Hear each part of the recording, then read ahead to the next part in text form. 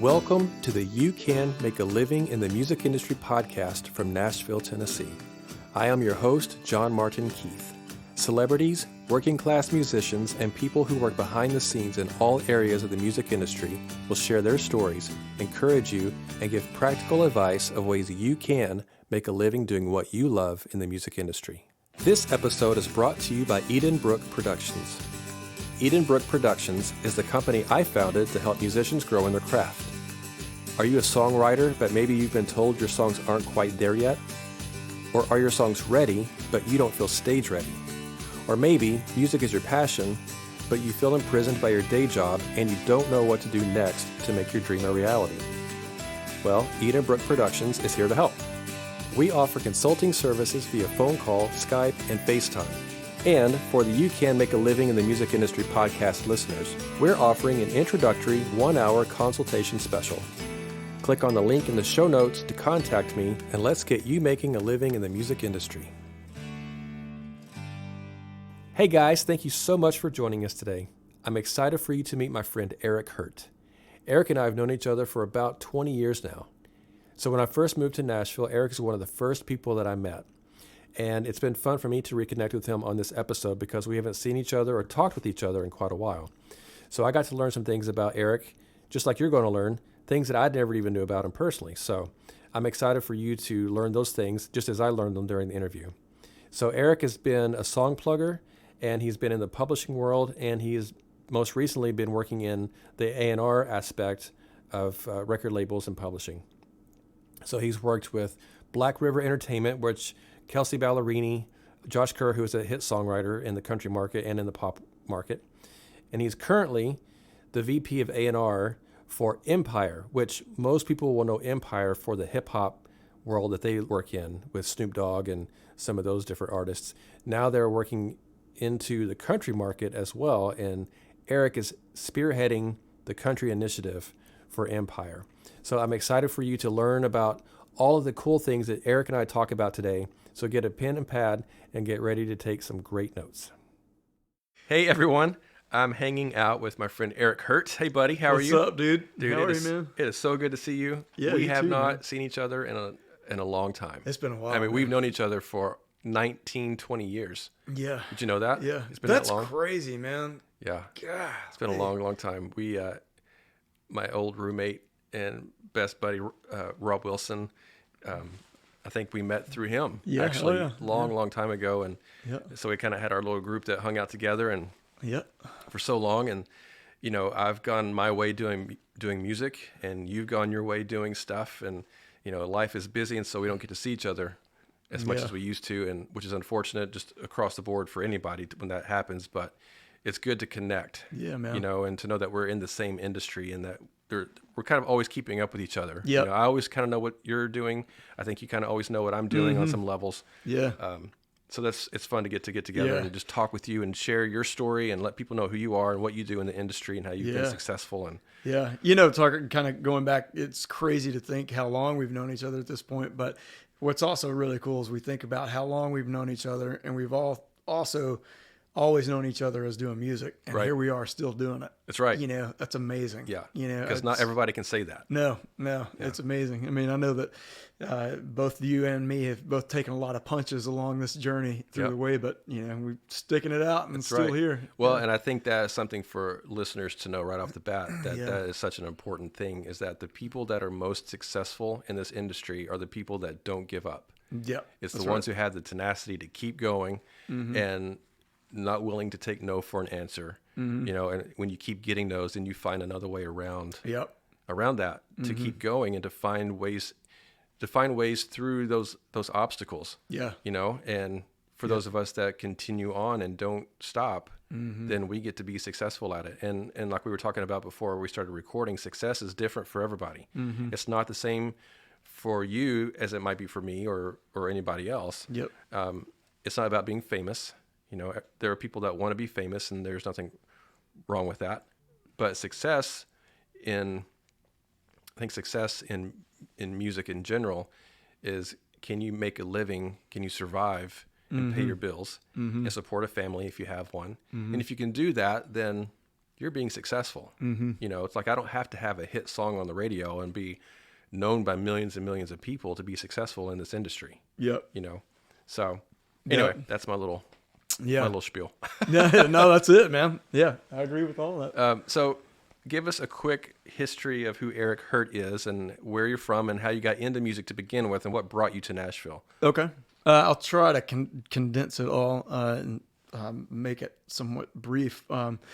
Grew up in a really small town in Northeast Texas of about 3,000 people. My family was not musical. I didn't have any exposure to, to music other than my dad listening to it on the radio and mom and dad putting on Ray Charles records at the house, But when I was a kid, I found a guitar in my dad's closet. Somebody gave him because they owed him some money and that's all that they had. So they gave him a guitar and then he just shoved it in the back of his closet and I found it at some point. And I was like, man, years leading up to that, would spend countless hours in the, little stereo room with headphones on, recording my favorite songs on our local rock station. And just always loved music. Found the guitar, taught myself how to play. As I got into high school, I realized I wanted to pursue something in music as a career. I wanted to study it in college. So I went to Tyler Junior College in Tyler, Texas for a couple of years. I was a music major there. And then heard about a school called Belmont University that's based in Nashville. I was smart enough at the time to know that if I really wanted to make a career in music, I needed to go to New York at the time, Nashville or LA. Belmont had a great reputation, and I picked Nashville because one, of Belmont, and two, because Nashville was closer to home. Right. It wasn't because I love country music. Right. It was just, hey, if there's three hubs for music, Nashville's going to be where I land. Sure.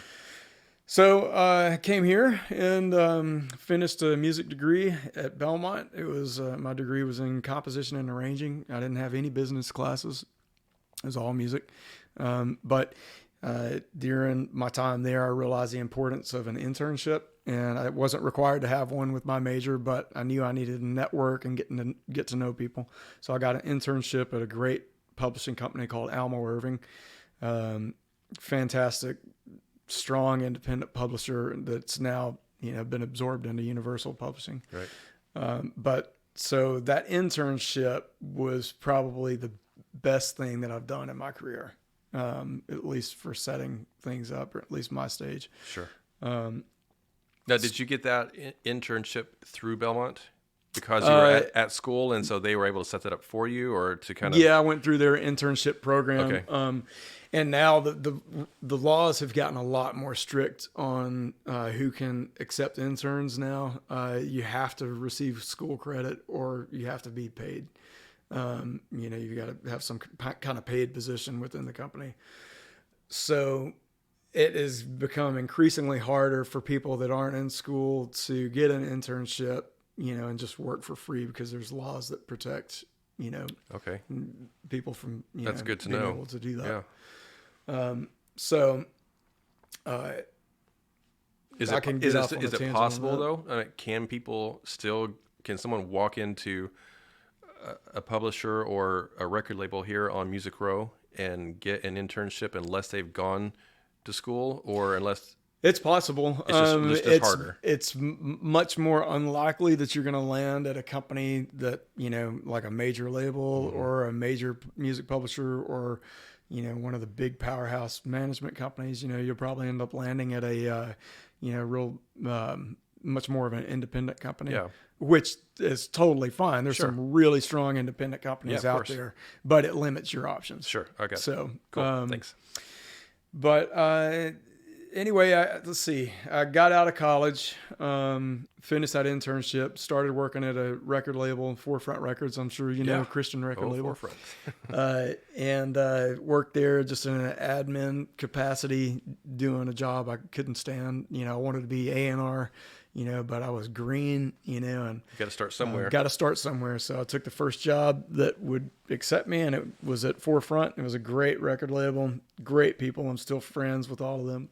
But because of my internship that I did, and because I stayed in touch with them, that's what really set me on my career path now, is because after being at Forefront Records for about 3 years, during that whole time I stayed up with the Alma Irving people, and then they recommended me for a song plugger position at a music publishing company, which I ended up taking. So it was my first gig as a creative in a music publishing company. And that only happened because I maintained my relationships. And, That's what it all comes back to. Yep. I maintained the relationships. I wasn't pushy. I was patient with it. Yeah. And I kept up with them because they had become friends. Yeah. And they recommended me for a job, and I was fortunate to get the job. Let's talk about that job for a second. So you were a song plugger. And who was that with again? It was with the producer named Joe Scaife. He was the one that produced Achy Breaky Heart on Billy Ray Cyrus, and then did a bunch of work with Alabama. I know Joe Scaife. You know Joe? Yeah, you got me a job with him. Oh, I did? I don't remember that. This is how far back we go. This is how far back God, that's crazy. Yeah, because I was living in Nashville. Yeah. Originally, 2000. 2000. And then I moved away for a bit. I moved back to Paducah, where I'm from. And then I was going to move back to town, and I called you. I think our friend Rob said, call Eric. He might have a job for you. And you're like, hey, Joe Scaife needs someone to come help work on his house. He's doing some remodeling or something. I forgot about this, and man. so that's how I got back to Nashville, and I had a job when I came here, was because I did that on his house for a little bit. Isn't that crazy, man? Okay, That's I'm sorry. nuts. That's a little side. I totally forgot about that. That's what I that remember was. that. Yeah. All right, so you're song plugging for Joe. Yeah, correct? and he had a new joint venture with a company called Cal4 Entertainment, just CAL and the number 4. Okay. So we only had, or at least on our side of things, we only had one writer. This guy named Steve Fox. And so I was in charge of looking after Steve, his calendar, pitching songs, setting up co-writes, and just kind of doing that whole thing. And this is as a song plugger? Mm-hmm.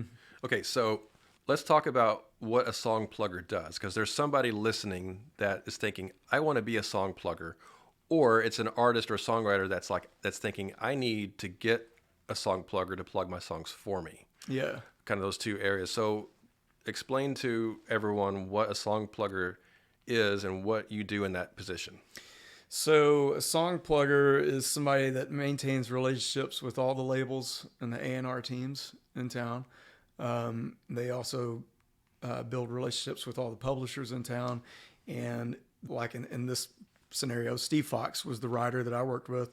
So every song that he wrote, he would turn it in to me. And I was very familiar with his catalog of songs. So I would keep up with all the artists in town that were working on records and the kind of material that they were looking to record. And then if Steve wrote a song that I felt fit a project for Tim McGraw or whoever, then I would take that song to the record label and play for them, or I'd send it to the producer, or get together with the artist, when that was an option. Basically get the songs into as many hands as possible to try to get that song cut by an artist. Okay. And then I would also work with the writer and his calendar and set up co-writes, different collaborations with other songwriters around town or other artists. That's always the best if you can get your writer in with an artist to write a song. Yeah. But those are the two main things: pitching songs and setting up co-writes. So you're doing a song plugging position because Joe set it up. Now that's through Joe's company, correct? Yeah, through his joint venture with Cal4. Okay. Now, there are people that are independent song pluggers that don't work for anyone in particular, but, an artist or a songwriter or artist-songwriter, whatever, will hire a song plugger to plug your songs for you. Is there an advantage or disadvantage to working with an independent song plugger as opposed to someone who's on staff with a company as a song plugger, or does that really matter? You think? It depends on who you get. Like Liz Moran and Ronna Reeves are two people that I've got a great relationship with in town. That they've done a lot of independent plugging for people, and they're fantastic. Okay.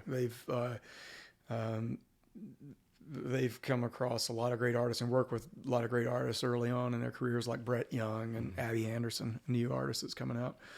So they're great. They don't just take on anybody. They'll only work music they feel like has a home somewhere. Yeah. But yeah, I mean, if you're going the independent route and trying to find somebody to pitch your songs on that level, I'd just make sure that those people, you know, have the relationships in town and really know what they're doing with it. So you're not spending money needlessly. Yeah. You know? So as a song plugger, because again, you know, somebody's listening thinking this is something that I might enjoy doing as a career for a while, is being a song plugger. And you're talking about you're building relationships with, you know, the label people, the A&R people, the publishers, you know, all these different groups of people that you have to know. How do you go about building those relationships with those people? That's a lot of people to get to know, and a lot of high up people as well. Like, how do you make that connection with so-and-so saying, hey, my name is Eric Hurt, or my name is Marty Keith, and I'm a song plugger. I need to know who you are so I can get my artist to you. Like, how does that typically work? Yeah. To get those relationships going? Well, in my case, I didn't know any of those people at the time. I had to get to know those people, but the people that are in those positions are typically very outgoing. They're very social. They love meeting new people. They're comfortable in a lot of different scenarios, one-on-one to, you know, a room full of people and parties and events, you know, it's people that kind of thrive on that social aspect of things. Yeah. So that for me, that's how I am, you know, I love all that. Joe Scaife recognized that and knew that that is something that he really needed in a young plugger, somebody that was hungry and wanted to go out and get to know everybody. The relationships came through Joe's introductions because Joe knew everybody. Sure. So he would just pick up the phone and call whoever and say, hey, I just hired this guy. I want you to take a meeting with him. And that would start my relationship. Yeah. And again, because you had a relationship with Joe already, you know, so that's just kind of expanding on that aspect of it. So that's good to know. So if you're coming in fresh, if that's an area that you want to go and want to work for a publisher, you know, then especially if it's your first job, then I would definitely eye companies that have current success going on, because they're going to help set up those introductions for you. Yeah. And if there's not a lot of activity being generated from that company, then it's going to be really hard for, you know, that person to get in the right doors. Sure.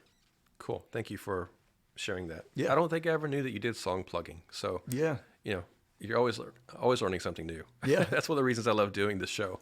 Is that everybody I hang out with, even though I know most people that come on the show I've known for a long time, I'm still always learning something new about them. Yeah. You know, so that it's just always fun. So. All right. So you moved on after song plugging, and then where did you go from there? Well, I was doing that for a while. My next job after that was with Barbara Orbison, Roy Orbison's widow. Okay. So she hired me. Actually, Clay Myers hired me. He was running her company at the time. So he hired me to come over and do the same thing there that I was doing for Joe Scaife. Okay. We're just working with more writers and a great, you know, independent company. So I was there for a few years doing that. And that was fun. Barbara was, you know, great to work with. How cool, man. You get to work with Roy Orbison's family. Yeah, it was pretty cool. Great experience getting to know her before she passed away. Oh. But so that was cool. And then at some point within that job, I kind of blinked and was like, man, I got in the business side of things just because I needed to expand my network of people I knew. But all I ever wanted to do was music. You know, I'm going to blink and be 70 years old and never setting out to do what I've dreamed about doing ever since I was a kid. And that was to play and to sing and write songs, you know. Yeah. And like everything I was doing was cool, but, you know, I wanted to be on the other side of it. So that's when I decided to step away from that job and start a rock band. It sounds like a smart move, right? Right, of course.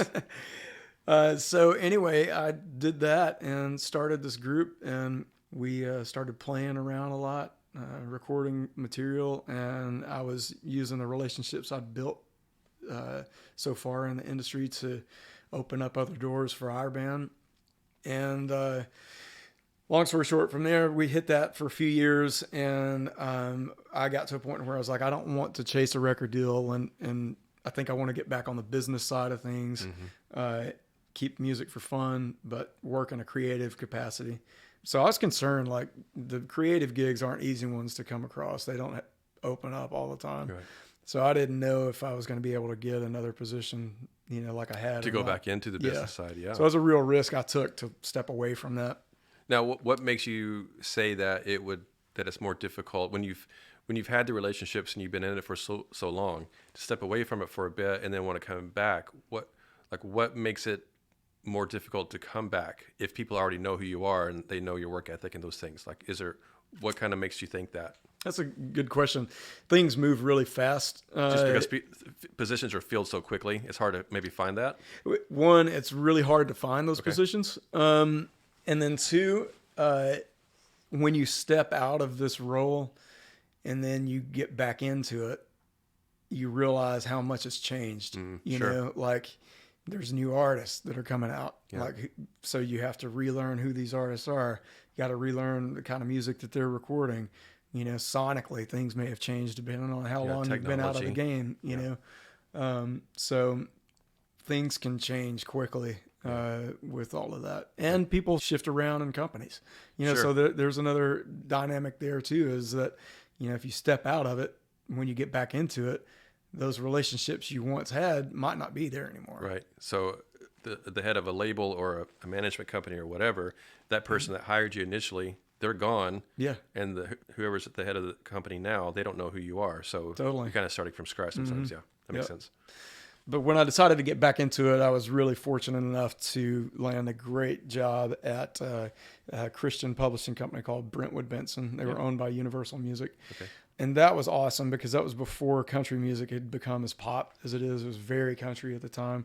And I was always more of a rock and pop guy. So the role at a Christian publisher was fantastic because it allowed me to be in Nashville and maintain my connections and contacts that I've built outside of this town in LA, New York, whatever, and then use the power of Universal Music as leverage to get into new doors.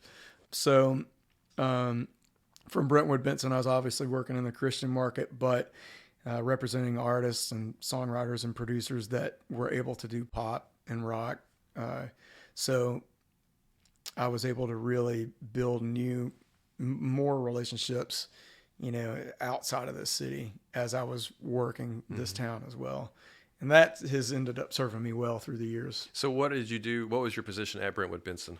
I think my title was creative director or something. It was kind of the same thing that I'd been doing for Barbara Orbison and for Joe, you know, just representing more writers. I had a much bigger roster, more responsibility at Brentwood Benson. But, you know, so it's not just song plugging that you're doing. No, but it's all centered around exposing the copyright. Sure. You know, so in that case, it was from, you know, setting up collaborations with other artists so that the other artists would record the songs, or you would take the songs and you'd pitch them, you know, to other projects, or you'd work with music supervisors and get the music out to, you know, for film and TV placements. You know, so those were three areas that, you know, I was really working on and setting up a whole lot of co-writes. But that was kind of on the front end of this town becoming as pop leaning as it is, because when people on Music Row were thinking, well, if I want to get real cool pop production, I've got to go all the way out to LA to do that. And I was raising my hand from Franklin saying, no, you don't. All you got to do is come down and, you know, get together with some of these producers and writers that are crushing it in the Christian market, because their production is just as good. You know, just the lyrical content's different. Right.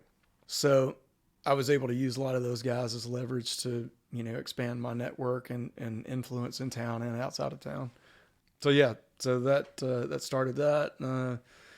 Then I went to a couple other companies after that. You know, I don't know how much of my boring story you want. It's not boring at all, but I think it's interesting and important for people to know that are listening, you know, because there's a trajectory, you know, of a career. It's got to start somewhere, you know, and how it builds, one thing builds upon another. You know, it's not just randomly going from place to place and happen to get a job doing the same the same thing or something that just sort of happens to be in the same universe as what you were doing. It's like it's all building on top of each other. Yeah. Because of relationships and work ethic and things like that. And, so that's important, so it's not boring at all. Yeah. I think people need to know, like, this is what it is. Yeah. This is what it takes, and it takes years. It's not something that's just going to happen overnight. Yeah. That's right. Overnight success is not overnight success for anybody. We always put that on an artist. It's like, oh, they came out of nowhere. No, they've been working 20, 30 years to get to that point to be an overnight success to the world. But the same thing applies to everyone behind the scenes. Yeah. No matter what you're doing, I think so. Absolutely. I was just talking to an artist the other day that was, getting kind of antsy. He's kind of new in his career and getting a little bit antsy on things. And I told him this, I think it really applies to whether you're an artist or whether you want to be in the business. But there's two things that there's absolutely no substitute for in this industry, and it's patience and hard work. It's going to take a lot of both. And if you do both of those things, then, good things will happen. Keep your head down, but you got to be patient. Yep. And it goes back to what we talked about at the very beginning of not giving up. Yeah. When everyone else gives up, you don't give up. You keep going and you find a way to make it happen. And that's what's going to make you successful. Yep. Because it's hard work, but it's also being very patient. Yeah. It's those very two things. Yeah. That's exactly right. And one thing that's kept me going through the years is I've realized, like, the longer I do it, the more I see other people, like, I've seen people through the years, like, break off and go move into different things. They, and this isn't a knock to them. They just decided to take different career paths. Sure. But I started to see that and I was like, golly, the longer I do this and the more that I climb in my career, it's starting to filter out to where at some point I'm going to be at the top of the pile. Right. Sure. Exactly right. I'm going to be, running the company or whatever with my friends, those of us that have worked hard, been patient and stuck it out, when others decide to take a different route, That's exactly right. It's taken a long time to get to that point, but, It's a lifetime of work. Yeah. As an adult, an adult's lifetime, from, you're 19 coming out of college until you retire. It takes that entire rest of your life to get to the top of whatever it is you're working towards. Yeah. And it's the journey. It's not always about getting there. I mean, you could get to the very top, in your mid 20s, if you're able to do that, but then what? It's like you kind of hit the pinnacle and you might be able to stay there the rest of your life and you may be bored to death and you might say, I'm done. I want to go do something else. But most of us, it's slow steps that get you up to that point, so it's that journey of your life that allows you to do that and everything that you experience in between. I think that's really important life lessons to learn, in doing all this, no matter what you're doing, whether it be music or not. But yeah, I think you've hit on a great point there too, is that we can't compare our journey to somebody else's. So if somebody comes out of the gate and just knocks it out of the park and then all of a sudden they're on top of the world and only been doing it for 5 years, yeah, maybe that happens for some people, but that is so few that happens for.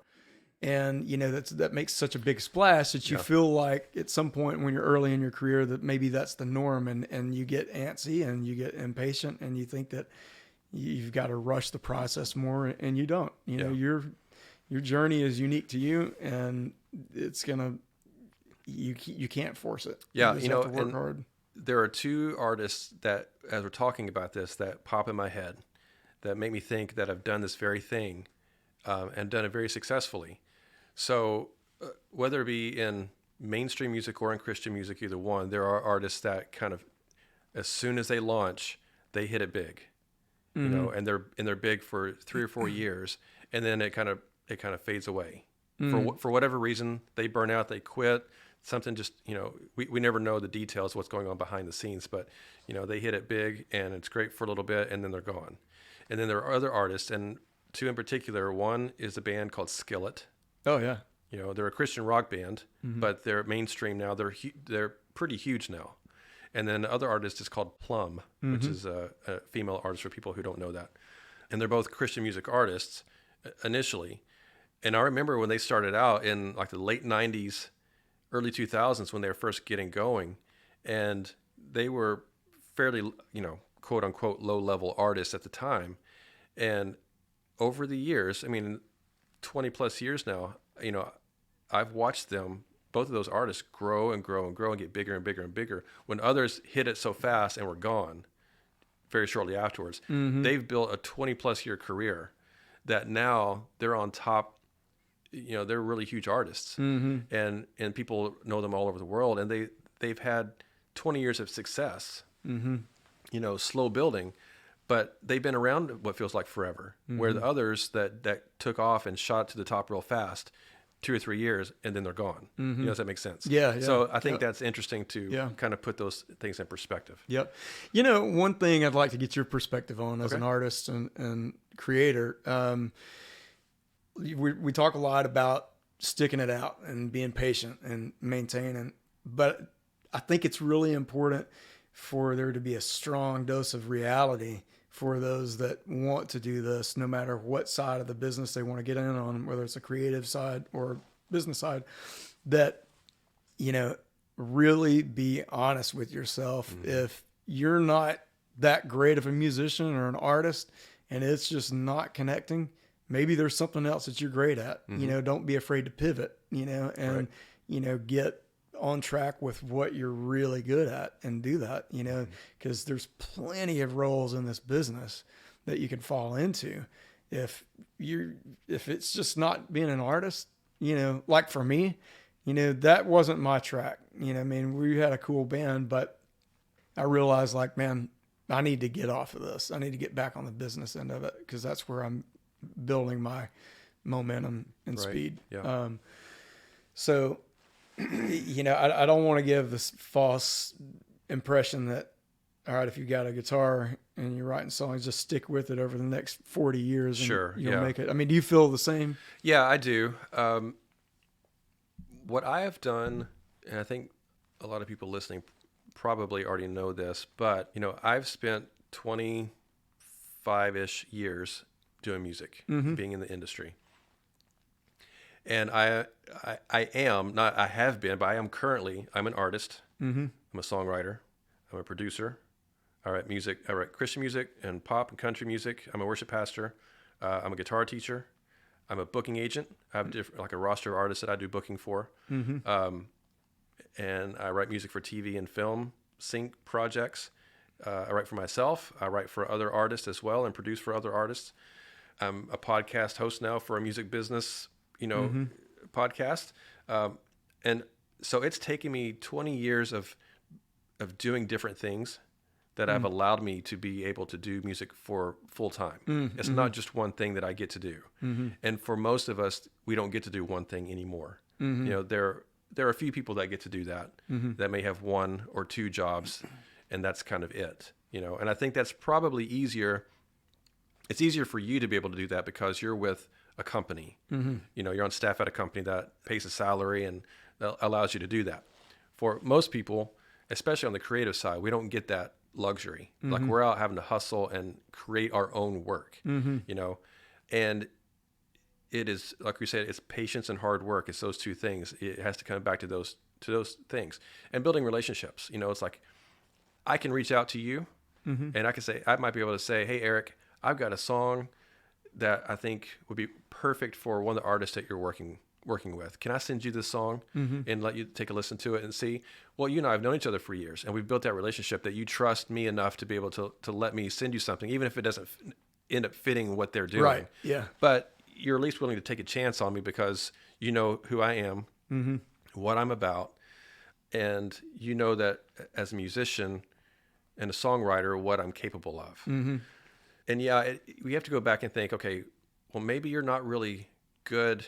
Maybe a person isn't really as good at being a musician or being a songwriter as they think they are. And so what else can you do? You know, maybe you're good at something else. And a lot of people, that's always the tricky thing. People come up to you and they ask, hey, I've got this song. And they'll, you know, years ago, this has happened a few times over the years. Someone will hand me a tape, you know, cassette tape back in the day, or a CD or something. And hey, I just recorded this song or this album, you know, take a listen to it, you know. And sometimes they're really good. I'm like, wow, this is phenomenal. Sometimes it's not so much. And it's one thing when your parents and your family tell you that you're great. Yeah. You know? Yeah. that's a false sense of security. Yeah. You know, you can't rely on, and yes, you need that support from your family, of course, but you can't rely on family and close friends only and your parents to dictate whether or not you should pursue this particular career, because they're not the end all be all to that. Yeah. And so sometimes we have to look at ourselves and go, okay, is this really what I'm good at? What else am I good at? That I might be better at doing than this. I may have a business side of me, that real analytical side of me, that's really good at numbers or, graphic design, but I want to go into music. I want to be in the music industry, but I'm really good at this thing more than I am a singer. I'm not really a great singer maybe, but I'm good at this. Mm-hmm. And that's okay. Mm-hmm. Like, that's the whole point of this podcast, is that, there are people that do all kinds of things in this industry. It's not just about being an artist or a singer or a songwriter. There's all kinds of things. Yeah. And so it's finding what you're passionate about and what you're good at, and then spearheading that and making that be something that you go after. Yeah. And people around you, like we build the relationships with people when we're in town, having those people that we can reach out to, and they can kind of help steer you in the direction that is best for you. Because we're around people, you can give me advice on things that I might not know something about as well, or very well. And you can say, you know what, maybe you should do this. Maybe this is a better option for you because this is a strength that you have that you might not see in yourself. Yeah. If that makes sense. Yeah. So I don't know if that answers your question or not. But no, it does. Yeah. It does. So, yeah. I think that's, you said it great. Cool. Thanks for asking me a question. That's kind of flip the script on me there. Yeah.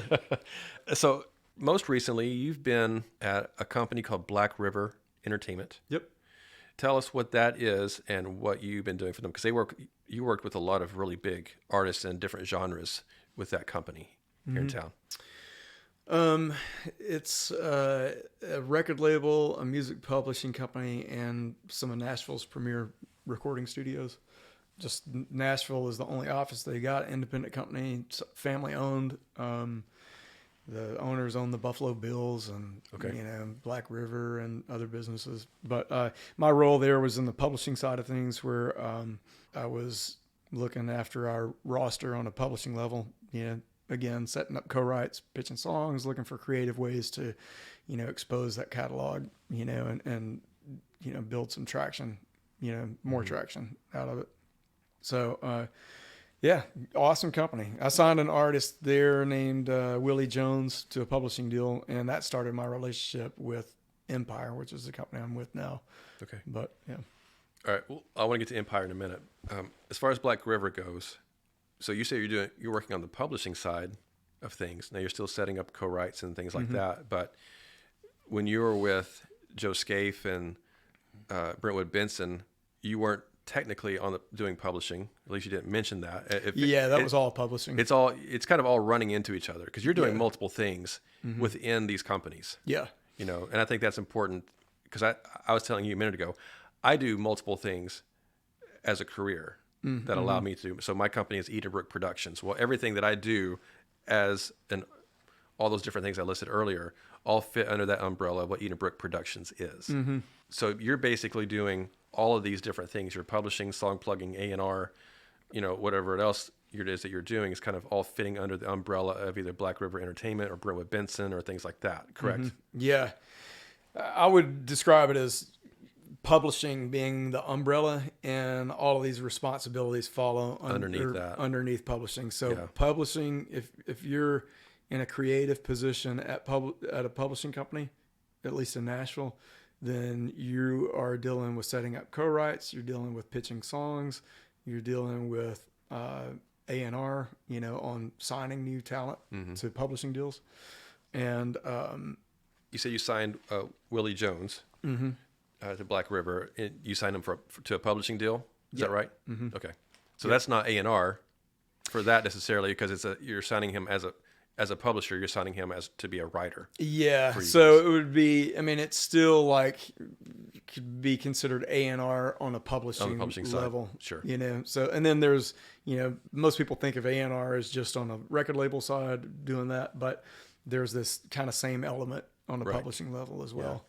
It all bleeds together. There are so many things that just kind of overlap in this industry, you know, and so, you know, I want people to know that there are all different avenues that you can take to get into the music business. And at some point you're going to end up overlapping into something else and crisscrossing. You know, which is great because you need to, I think the most successful people in the industry are the ones that have their hand in different things at once. Because the more you know, the better you understand, you know, how things work, and the more successful you can be to get through those things. Absolutely. A lot of times you hit a brick wall, you don't understand what something is or how it works, and then you can't get past that, and then you're trying to figure a way around those things. Yep. So that's it, man. The more you know about this industry, the more valuable you become to other people. And every job that I've taken at other companies has been because of like a company seeking me out, you know, and wanting to hire me. It wasn't because I was looking to leave a job and trying to find something else. I've been really fortunate in that area. But when I look back on it, it's been because I've been really diligent about learning multiple sides of the industry, broadening my web of contacts, you know, so that I can move in different areas, in different genres, you know, and kind of pivot as needed, you know. So that's created value over time. Sure. And it has led to multiple opportunities, you know. So I'm going to put you on the spot. Who are 3 of your favorite artists that you have worked with over the years, as far as like either signing somebody or just plugging for somebody, whatever? Not that everybody isn't great, but just who are 3 that pop up in your head that you've really enjoyed working with? Well, Willie Jones. Okay. You know, he's really coming up right now. Josh Kerr at Black River. I didn't sign Josh there, but I got to work with him while I was there. He's had a really great string of success. Yeah, he's a great songwriter. Yeah, fantastic writer. Big for people who don't know, he's a huge country songwriter. Yeah.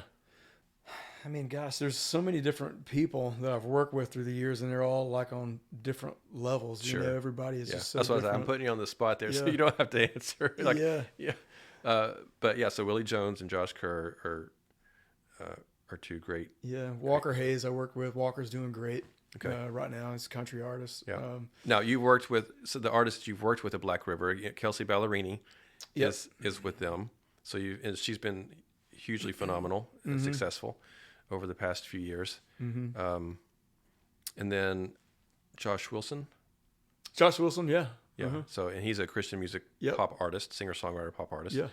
I think one of the cool things about Black River is that they're, as a company, they work with multiple genres of people. It's not just I'm just country, I'm just pop, I'm just Christian or worship music or hip hop or whatever it is. It's a mixture of kind of different things. Yeah, that's one reason why I loved working with Josh so much. I mean, I could take him over to London and do pop sessions and set stuff up out in LA, and then he's a hot writer in Nashville. You know, so and he is a fantastic writer in the Christian space too. He just had a big hit for King and Country called God Only Knows. Yeah. You know, so he's one that is fun to work with and is super versatile, so you can put him in any different kind of scenario, and most of the time he wins. You know? And you know, that's a real testament to not only his writing, but also just a testament to songs. You know, at the end of the day, you know, if you're just a great songwriter, you've got great songs, then you can probably find ways to work in various genres. Yeah. You know, if you know how to really craft a great song. So let's talk about that for a second. As someone that's in your position doing A&R and publishing and song plugging and setting up co-writes and all of these things, what is it that you're looking for when you sign a writer? It has varied through the years depending on the current roster that we've got, and you know where we are as a company. Right now with Empire, The stuff that I'm looking for, I'm on the more on the label side now, building our roster there, more in the lane of finding things that have a bit of traction and a team around it. I don't want to start at ground zero with an artist just because I don't have the time to do that. Something needs to be going on, that warrants us getting involved. Okay. So, that's now Black River.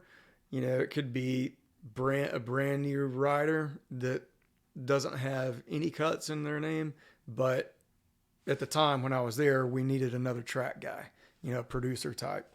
And so that's what I was really looking for as I was leaving. Whether they had cuts or not didn't matter as much as like, are you really, really good at what you do?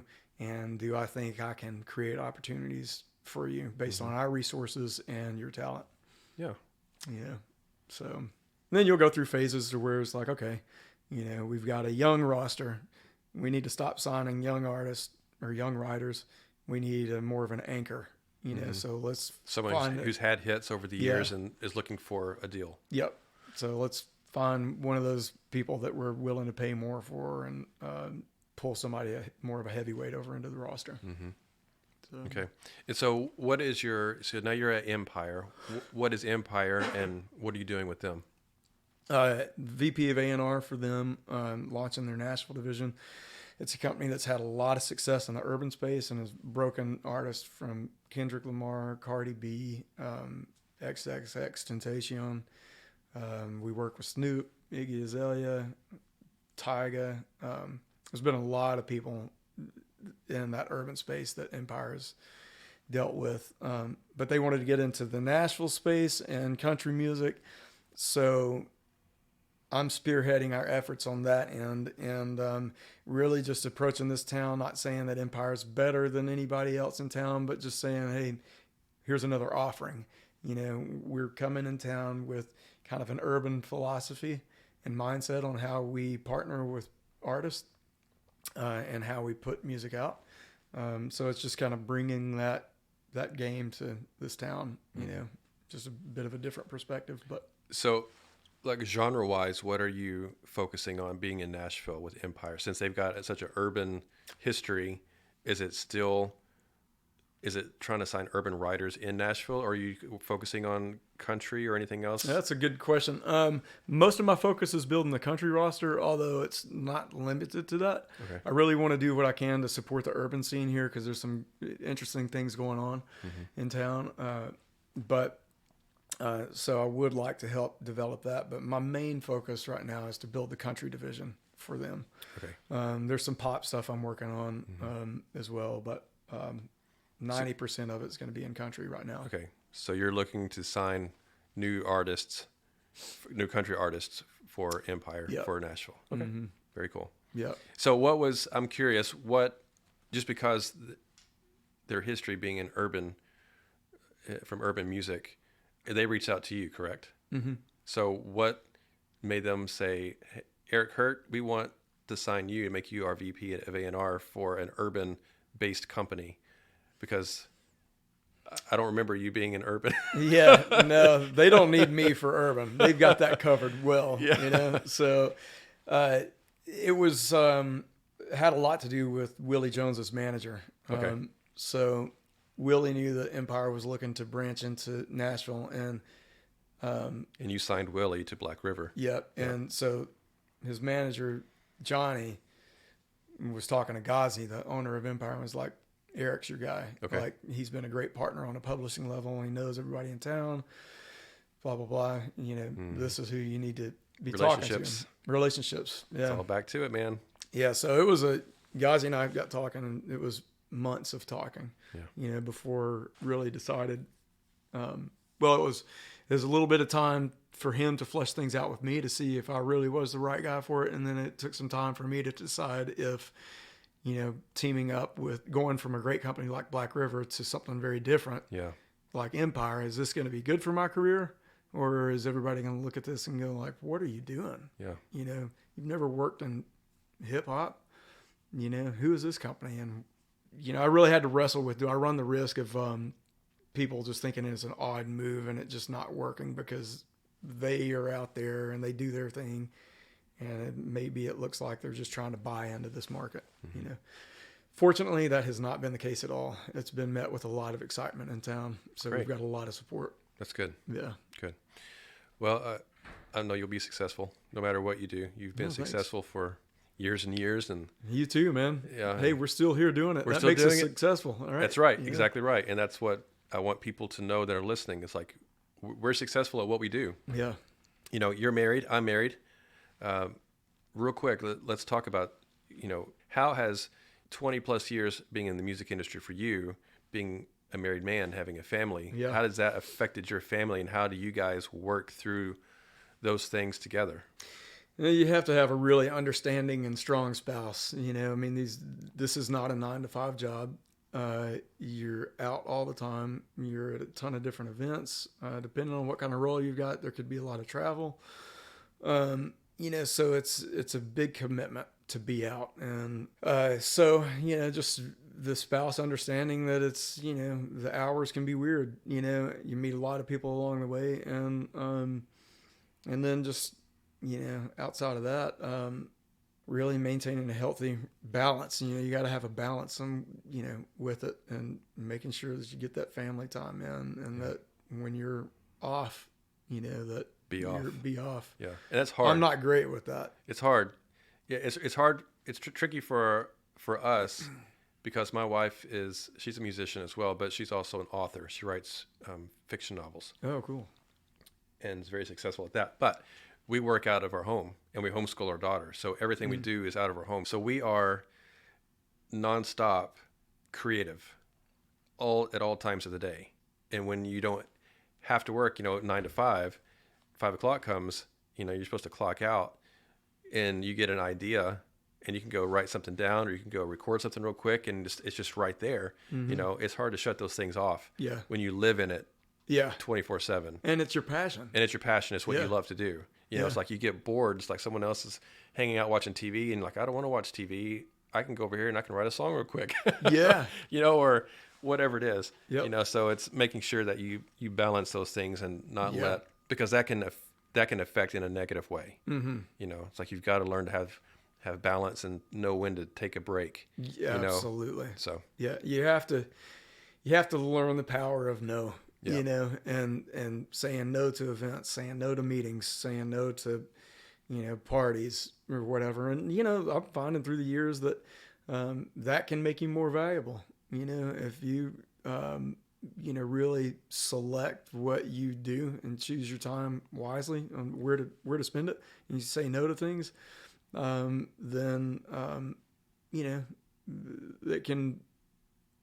there's a lot of respect that can come along with that. And, you're not going to, there's so much stuff that happens. We both could schedule ourselves till we're silly and be out every single night and justify it, but. And it not really matter in the end. And it not really matter. Yeah. Absolutely. Yeah. So you just you got to know you can't cover it all. You got to be okay saying no to things, and then, and balance it all out. Yeah. So as we close out, can you give some advice on someone wants to get into, song plugging, A&R, publishing, the business side of things? What would you recommend for someone wanting to do that? That's trying to, they're moving into town, whether it be Nashville or LA or Atlanta, Chicago, whatever it is. What are some practical steps for them to do that? And then also on the artist or songwriter side, if somebody's wanting to come to town and get signed to a label or to a publishing company, whether it be Empire, Black River, or Brentwood Benson or whatever, what would you tell them? Here are the steps that you need to actually take, because you can Google this stuff all day long, trying to get these answers, and nobody's going to give it to you. So that's one of the reasons why we do this, is try to get some in-depth information that you don't normally hear, you can't find online. So how would you kind of set up those two things from the business side and from an artist side for people wanting to get into this? You've already said it. One of the main things and first steps is to move into the town that you want to do it in. So if it's Nashville, LA, New York, Atlanta, find one of the hubs, where stuff is happening, and immerse yourself in the genre and the side of the business or the side of the creative that you want to be on. Probably not going to happen from, Tulsa, Oklahoma, you Right. know, no knock to Tulsa, Right. but Just know, not a like, major yeah. mecca, music mecca. So if you really want to do it, commit to it, go for it, and immerse yourself in it. The second thing is to find out where things are happening, where the influencers are, and where the community is and where they hang out, so that you can show up at different places. Like Nashville, for example, every Monday night they've got Whiskey Jam, free show. A lot of artists come through there. Every Tuesday night there's Tin Roof Revival. There's just two things, like show up to those events because industry people go to those things, and you can rub a lot of elbows there. You meet a lot of artists. So start building the relationships in a really authentic way. Don't be pushy and don't try to rush anything. Just build relationships. Okay. And find the people that you connect with. Just because you feel like you need to know some Joe Blow over there, but you don't connect with them, don't worry about it. Find your crew. Who do you connect with, and show up in the right circles. So those are two of the big things. And if I could sum it down into one thing, I'd just say just show up. Okay. Wherever that is. Show up to the city you want to be in, show up to the events you need to be at, show up to work, show up to your co-writing session on time and early, show up in everything that you do, and people will start noticing. Very good. Let's backtrack just for a second, because you said, you probably, if you're in Tulsa, Oklahoma, or wherever it is, just a city outside of a major music city, to eventually you got to get to the big cities to where it's happening. But for the person that's actually, let's say the person that's in Tulsa, Oklahoma right now, that is listening to this and is a musician or a songwriter, or, wanting, let's look at it from the artist side for a minute. Either they're not old enough to move away yet, and they might still be in high school for all we know, or they're in college right now, going to school there, and they can't leave yet. But they're working at music. They're out playing shows in the area, because most people have to build. Everybody always says, build your foundation where you are, and build up a fan base and whatever before you get to a big city, because just like you said with Empire, you're looking for people that are already active and have things going. So are you going out and looking for people that?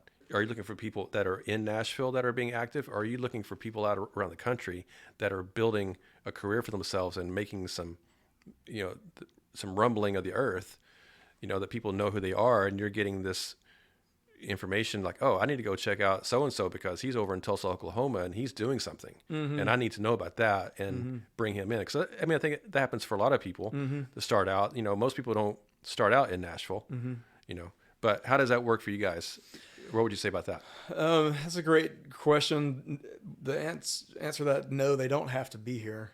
It's not, even though I'm in Nashville, it doesn't mean like every artist I sign is going to be from Nashville. Yeah. What I will say though is everything that I hear about and the things that I know about that's got heat around it that I think that we might want to work with, it comes from other industry professionals and people, artists, or people in the business that have a tie-in to the community, whether it's in LA or Nashville. I'd never hear about, and maybe it's because I'm just not looking in the right places, but I never hear about, some kid that's blowing it up in Nebraska, but doesn't have a team that they're working with. There's so many great people here in this town alone and in LA that I've got plenty of artists and people to talk to here, so sure. The chances that I will just hear about, this guy in the middle of nowhere, are probably slim,